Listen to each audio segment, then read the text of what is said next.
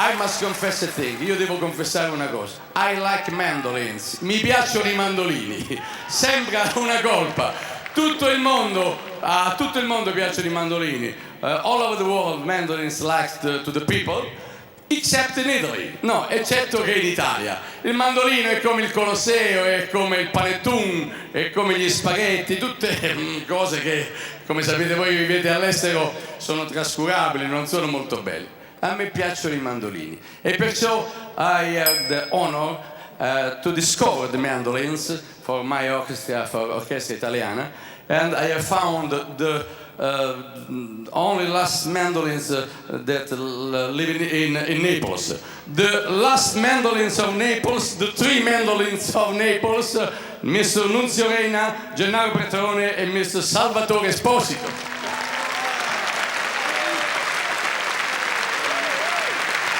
È la rivincita dei mandolini stasera.